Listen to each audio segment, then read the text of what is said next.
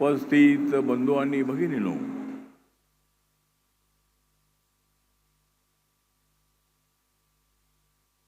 घाटकोपरमध्ये पडत आहेत पावसांच्या सरी. घाटकोपरमध्ये पडत आहेत पावसांच्या सरी. तरी आम्ही सर्वजण आलेलो आहोत अण्णाभाऊंच्या घरी.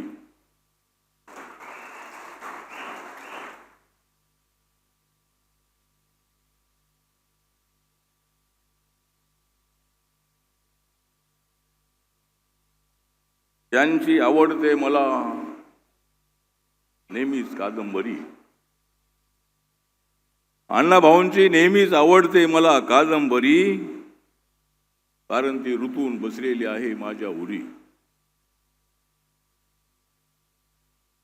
आपले नेते आहेत बाबासाहेब आंबेडकर आणि अण्णाभाऊ. आपले नेते आहेत बाबासाहेब आंबेडकर आणि अण्णाभाऊ. आणि बौद्ध आणि मातंग समाजाने एकत्र बसून खाऊ.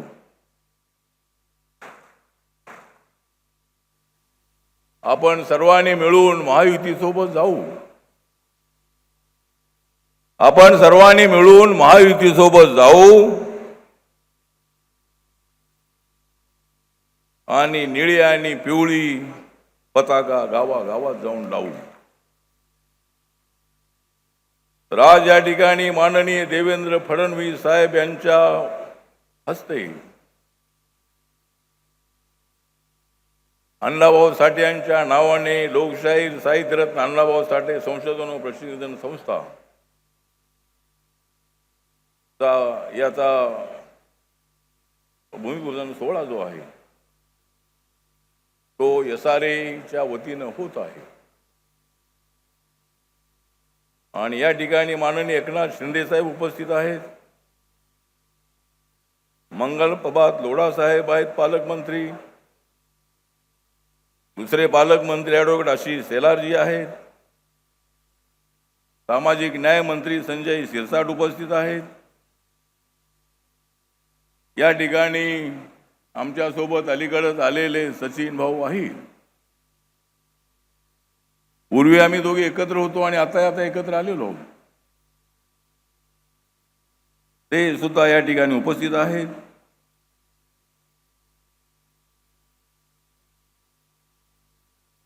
आपल्या रितुताई तावडे आपल्या प्रथम नागरिक मुंबईच्या महापौर या ठिकाणी आहेत. खासदार संजय पाटील, या भागाचे आमदार राम कदम, दुसरे आमदार दिलीप लांडेजी, प्रसाद लाडजी, मनोज कोटक, कालिदास कोळंबकर,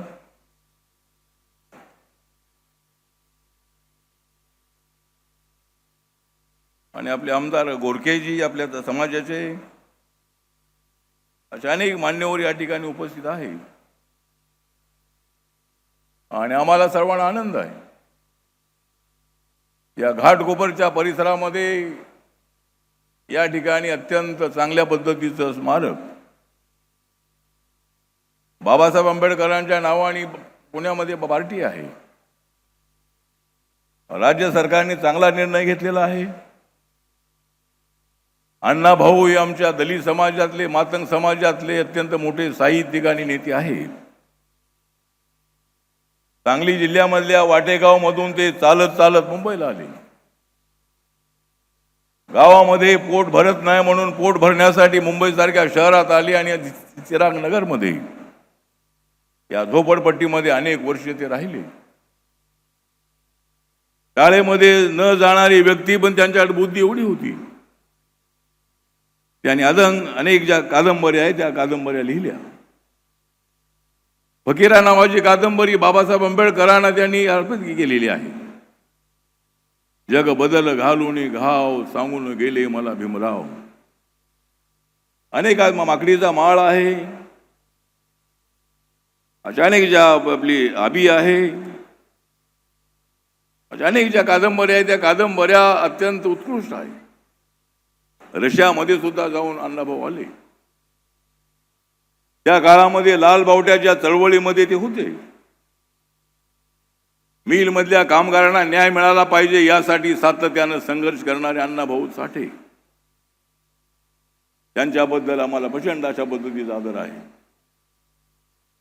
अण्णाभाऊ शाळेमध्ये गेले असते, डिग्र्या मिळवल्या असत्या तर अजूनही ते मोठे झाले असते, पण तरी सुद्धा त्यांची लेखनिवडी जबरदस्त होती की अण्णाभाऊंच्या कादंबऱ्या एकदा कादंबरी वाचायला घेतली की संपल्याशिवाय ती आपल्याला ठेवू वाटत नाही.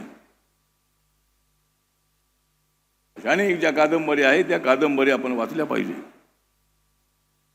आज या ठिकाणी या घाटकोपरच्या परिसरामध्ये अण्णाभाऊंच्या नावाने RT नावाची संस्थेचं जे कामकाज आहे ते या ठिकाणी सुरू होणार आहे.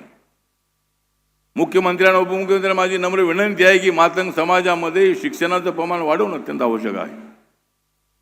IAS झालेली मुलगी या ठिकाणी नाशिकची या ठिकाणी आलेली आहे. असे शेकडो IAS जे आहे ते या ठिकाणी आपल्या समाजातून निर्माण झाले पाहिजे. रिझर्वेशनचा फायदा मातंग समाजाला सुद्धा मिळाला पाहिजे.